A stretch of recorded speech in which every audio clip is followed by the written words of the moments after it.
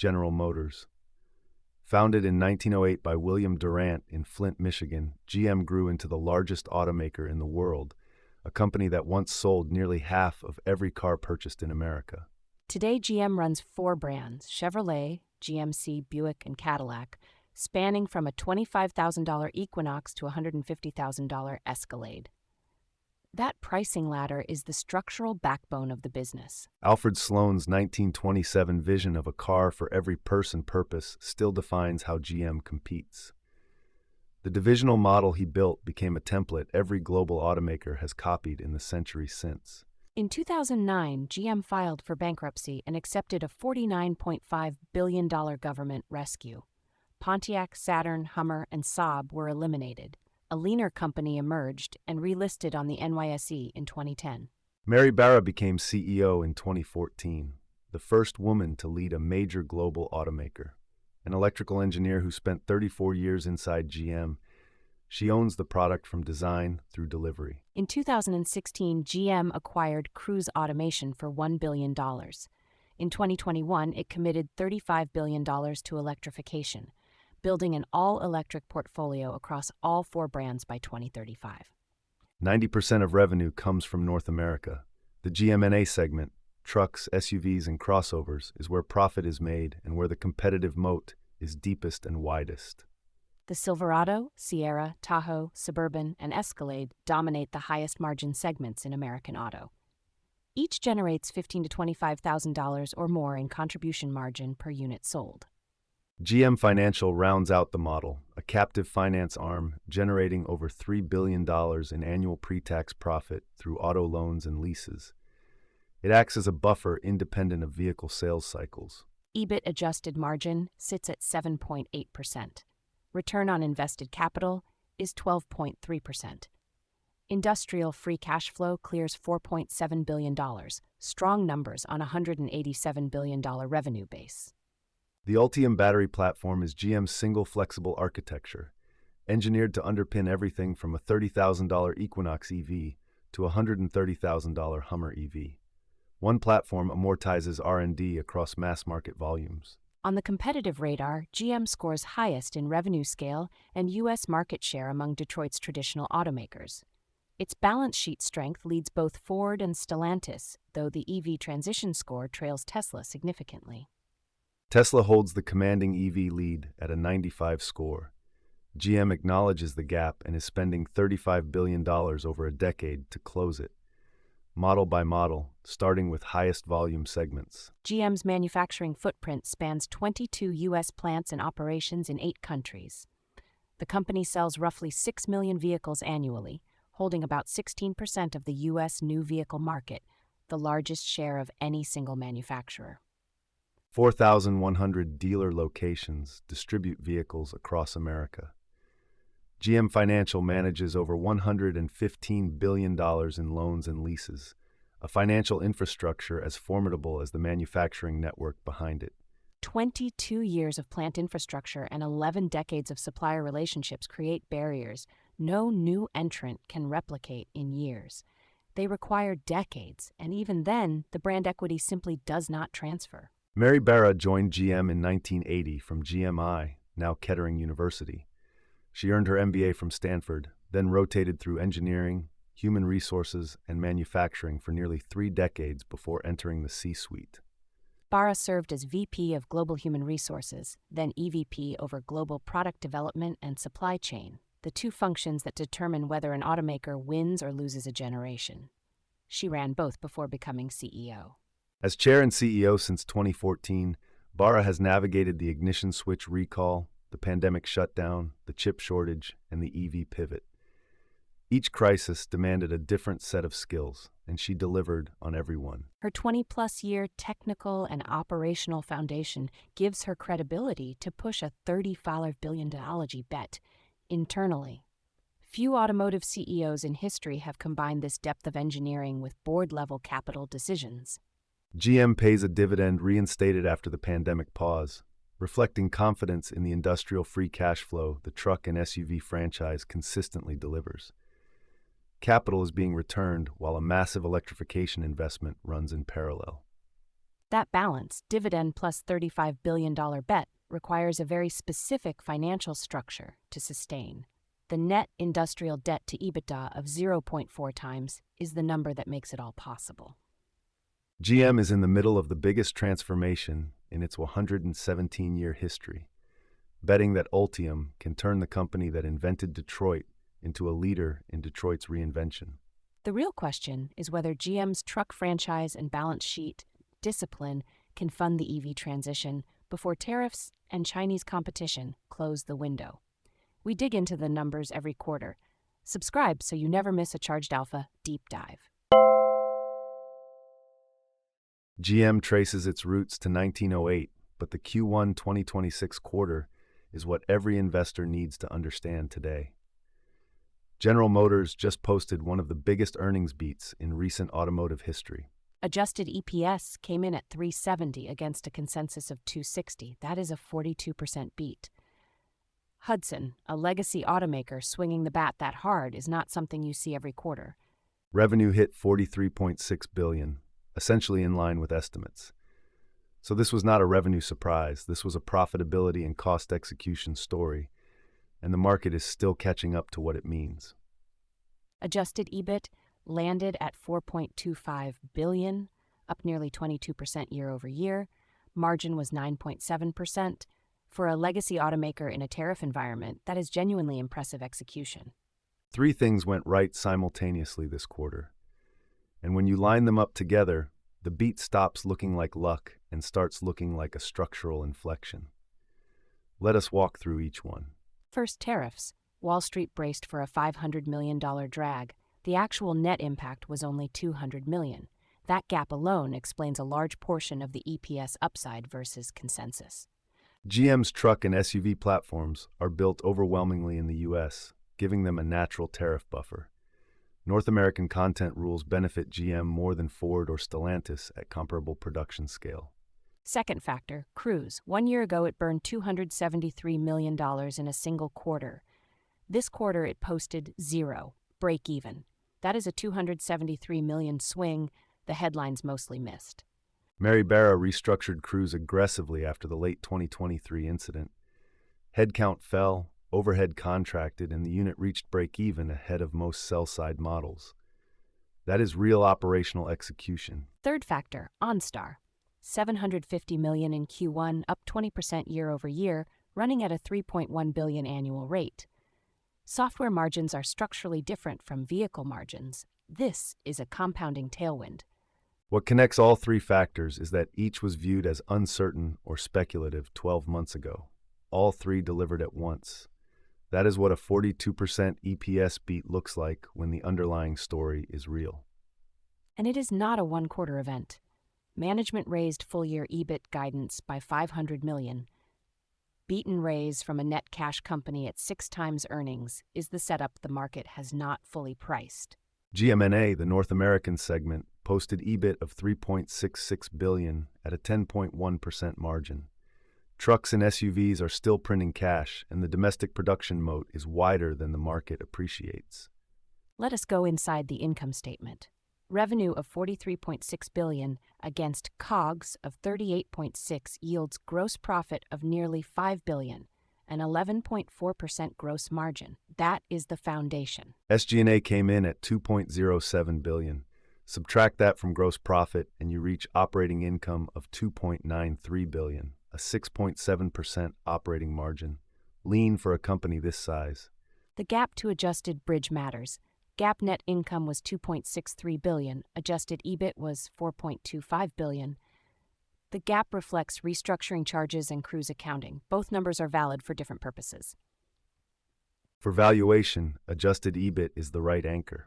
At $4.25 billion in one quarter, you are annualizing towards $17 billion. Even at a conservative multiple, that implies significant upside versus a stock at $79. The EPS beat mechanics break down simply. Street modeled $2.60, tariff de-risk added 30 to 40 cents, Cruise break-even contributed 25 cents, OnStar margin added 10 to 15 cents. The rest came from GMNA operating leverage. International was a smaller but positive story. GMI posted EBIT of $328 million at a 4.5% margin. The China JV stabilized, removing a tail risk that weighed on sentiment through 2024 and into 2025. GM Financial contributed $264 million of EBIT. That is the captive finance arm generating net interest income on vehicle loans. With rates elevated, the spread is healthy, credit quality in Q1 looked clean. Guidance: full-year adjusted EPS range is $11.50 to $13.50. Midpoint is $12.50. EBIT raised $500 million from the prior range. The caveat is that this assumes tariff conditions do not materially worsen. The forward EPS projection of $12.50 at midpoint implies a forward PE of just 6.3 times at current prices. The S&P 500 trades near 22 times. GM is priced like distress, not like a company that beat by 42%. That valuation gap is the central tension. Earnings power is real and demonstrated. The multiple is compressed by tariff uncertainty and cyclical bias. If either of those headwinds eases, the re-rating trade is significant. Balance sheet: cash at $19.8 billion, auto-only debt at $15.9 billion, net cash position of $3.9 billion. GM is net cash positive on the industrial side, not what most people picture when they hear General Motors. Total equity is $64.7 billion. The financial architecture is not stretched. GM Financial carries its own debt against match-funded auto receivables. It should be evaluated separately from the core industrial balance sheet. On buybacks, $800 million repurchased in Q1. Remaining authorization sits at $5.5 billion. At a $79 stock price, that is roughly 8% of the current market cap being bought back aggressively. The buyback math is compelling at 6.3 times earnings. Every dollar of repurchase is extraordinarily accretive. Management is buying earnings cheaply, and that is the correct use of capital at a depressed valuation. The dividend was reinstated in 2023 at 72 cents annually, yielding 91 basis points. It is modest by design. Management prioritizes buybacks and CapEx over dividend growth, which is the right capital allocation call here. OnStar deserves more attention than it gets. $750 million in Q1 implies a $3.1 billion annual run rate. Connected vehicle software, subscriptions, data services, insurance integration, all generating high-margin recurring revenue. The monetization is evolving. Every new GM vehicle ships with OnStar embedded, and tiered subscription tiers drive renewal rates higher. Service integration makes it sticky. This is recurring revenue in an industry not historically known for it. Software margins on OnStar run far above vehicle hardware margins. As revenue mixes towards software, the blended company margin profile improves structurally, not cyclically. That is a durable compounding tailwind baked into the business. In peer context, Ford's connected vehicle services remain nascent. Stellantis has underinvested in software. GM has a genuine first-mover advantage in a space that will generate billions of high-margin recurring revenue over the next decade. Capital allocation summary: buybacks running above $3 billion annualized, dividends sustained, balance sheet net cash positive, and $5.5 billion of authorization as a floor. This company is deploying cash aggressively at a depressed stock price. The critical question is whether North American profitability holds. Truck and SUV demand heading into Q2 remains robust by current dealer data. That is an encouraging setup for the business thesis to stay intact. Average 12-month price target is $93 versus the current price near $79. That is 17.8% upside just to reach consensus. Targets will move higher if Q2 confirms the trend that Q1 started. Analyst Consensus: 28 analysts, 19 at buy or strong buy, 7 at hold, 2 at sell, 2-to-1 bulls versus neutrals and bears. Consensus is moderate buy. The community is clearly constructive on this stock. When you compare GM's capital return program against rivals including Ford, Stellantis, and Tesla, GM stands apart. Ford managing EV losses, Stellantis cutting its dividend, Tesla pausing buybacks. GM's financial discipline is a clear differentiator. Why is the stock still at 79? The multiple is anchored to pessimistic assumptions: maximum tariff escalation, accelerating EV losses, softening truck demand. Q1 challenged all three simultaneously. The repricing is still working through. 6.3 times forward PE, EV to EBITDA at 4.5 times, price to sales at 0.4 times, price to book at 1.14. Every valuation lens says this stock is priced for distress, not for the quarter it delivered. Beta of 1.5 means this stock amplifies market moves. In a risk-on environment driven by trade optimism or macro stabilization, GM tends to outperform. For investors with conviction, the beta is a feature, not just a risk. The sell-side upgrade cycle has not fully played out. Analysts typically take 1 to 2 quarters before revising targets after a beat this large, especially when tariff headlines give cover for caution. That delay creates the entry window. The key catalyst for upgrades is Q2 confirmation. If GM reports contained tariffs and accelerating OnStar revenue in Q2, remaining holds flip to buys. That is a foreseeable binary catalyst roughly 90 days out from here. Institutional ownership is high and short interest has been declining since the Q1 print. When shorts cover against a raised guidance print with an aggressive buyback and net cash balance sheet, the technical setup reinforces the fundamental case. Peer context: Ford trades at 0.3 times price to sales versus GM at 0.4. Ford looks cheaper on that metric alone, but Ford is dealing with structural EV losses in Model E and a meaningful recall overhang. Ford's revenue growth was negative 3.5% last quarter. GM's was effectively flat in a tariff environment while beating EPS by 42%. Ford's trajectory and GM's trajectory are moving in opposite directions. Stellantis is the cautionary tale. Price to sales of 0.17 sounds cheap until you see revenue down 18% year over year. Inventory mismanagement and U.S. product missteps are multi-year fixes, not a near-term rebound story. Stellantis cut its dividend, suspended buybacks, and issued profit warnings. GM raised guidance, maintained its dividend, and is actively repurchasing shares.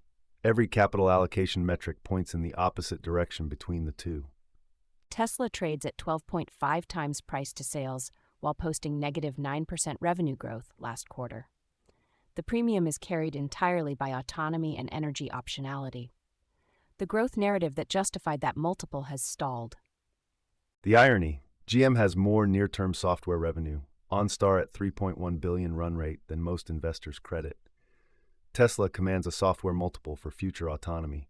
GM generates software revenue now and gets no multiple for it. Operational scorecard across the group. GM cheapest on price to sales, only one with a beat and raise quarter, net cash positive, largest buyback authorization. On every metric that matters for capital allocation, GM wins this comparison. Money rotates toward fundamentals when sentiment shifts. If a generalist fund wants auto exposure, Q1 data makes GM the obvious entry point. Not Ford with EV losses, not Stellantis with a collapsing top line, not Tesla at 12+ times sales. Risks are real. Biggest: tariff escalation. GM's gross full-year tariff exposure is $2.5 to $3.5 billion if no relief materializes. Q1 net impact of $200 million was better than feared, but the gross exposure has not disappeared. Mitigation levers exist: sourcing shifts, production mix adjustments, supplier renegotiations. But if trade conditions deteriorate beyond Q1 levels, the math gets materially harder, and the guidance caveat becomes the base case. China JV is a second-order concern. It's stabilized in Q1, but domestic EV brands are gaining share aggressively against foreign legacy automakers. GM's China exposure is smaller than 5 years ago, but it is not zero. EV ramp losses are a third risk. EV unit economics remain dilutive to blended margins. As volume scales, the company needs software and service revenue to offset manufacturing pressure. The crossover point is not yet confirmed. Truck demand cycle risk rounds out the list. Full-size pickups and large SUVs carry the highest margins and are interest rate sensitive. A consumer demand slowdown would hit the most profitable products first and compress the GMNA margin quickly. Catalysts: Cruise commercialization is the highest optionality item. Breakeven is step 1. Revenue from robotaxi commercial launches is step 2. If Cruise generates even modest revenue in 2027, the current zero valuation becomes a significant source of upside. OnStar reaching $3.1 billion annually is the more near-term catalyst. As recurring revenue grows, the valuation methodology has to evolve. That re-rating can happen independent of vehicle volume or macro conditions. Buyback acceleration is the third catalyst. $5.5 billion of authorization at a sub-7 PE creates a structural floor. If the repurchase pace increases to $1 billion per quarter, EPS accretion becomes self-reinforcing, even without multiple expansion. Bull case, GMNA holds margin above 10%, confirmed at 10.1 in Q1. Cruise stays at breakeven. Tariff net impact stays at or below $1 billion for the full year. OnStar hits the $3.1 billion run rate. Under those conditions, full-year EPS reaches $13 or above. At 7 to 8 times PE, still below historical auto sector averages, you get a stock price of $91 to $104. That 22 to 32% upside requires no cruise revenue, no multiple expansion beyond historical norms, and no macro tailwind. It just requires Q1 to not be an outlier. The bar is lower than the upside suggests. Bear case, tariff escalation to $3.5 billion gross, minimal mitigation, truck demand softening, GMNA margins compressing from 10% towards 7 or 8. Under that scenario, full-year EPS falls toward $9 to $10. At 5 times PE, deeply distressed pricing that yields $45 to $50, that downside requires maximum tariff impact, truck softening, and zero cruise contribution all at once. It is possible, but not the base case. The asymmetric setup exists because Q1 proved the bear case was overstated on the tariff dimension specifically. The stock is still priced as if maximum tariff impact is the base case. That gap between price and evidence is the opportunity. The timing argument is straightforward. Q1 is the first hard data point challenging the maximum tariff thesis. Investors who wait for Q2 confirmation will pay higher prices. The evidence that the bear case was overstated is already on the table. Bottom line, a 42% EPS beat, guidance raised, net cash positive, $5.5 billion of buyback firepower, and a 6.3 times forward PE. The market has not caught up yet. The investors who do the work early will benefit. This episode is for informational and entertainment purposes only. Nothing said here constitutes financial advice, a recommendation to buy or sell any security, or an offer of any kind. Always do your own research and consult a licensed financial advisor before making any investment decisions. Charged Alpha does not hold positions in any securities discussed unless explicitly disclosed. That wraps our deep dive on General Motors Q1 2026. I am Hudson, she is Lana, and this is Charged Alpha, the S&P 500 stock encyclopedia. We will see you next episode. Ooh, we do! That ticker tape starts dancing fast. A bull market thrill that's built to last. Dividends are ringing up the swing. Listen to that sweet ka-ching. It's a Wall Street swing. That fast-paced rhythm makes you sing. Yeah, the Wall Street swing.